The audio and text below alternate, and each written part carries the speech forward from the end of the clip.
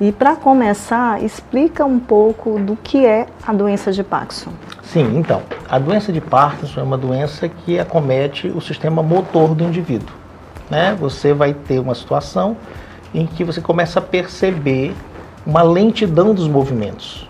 Essa lentidão, ela vai ser progressiva, porque a doença ela é progressiva, mas ela tem uma progressão lenta. Então tudo começa com a lentidão do movimento, em se locomover, executar funções básicas. Depois ele começa a perceber o surgimento de um tremor. Tremor, lentidão e progressivamente surge então a rigidez, que é a dificuldade em fazer aquele movimento que antigamente era um movimento muito natural, de uma forma tão rápida quanto era antes. Então isso acomete o ser humano como um todo, né? Dificultando então a execução destes movimentos habituais. E esses sintomas, eles aparecem de uma vez? Ou, por exemplo, começa a aparecer aqui daqui a um ano? Tem um time para a apresentação desses sintomas? Como é que é essa descoberta, né? Porque a pessoa, para saber o diagnóstico, de repente, ela só vai descobrir na fase do tremor? Ou antes ela já tem algum sinal? Isso, existem fases, existem apresentações.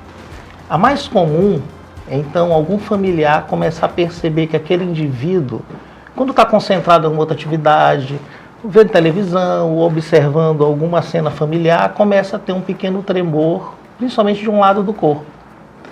E aquilo chama muita atenção, porque na hora que você apresenta um tremor, a primeira ideia é que, nossa, isso não está bem.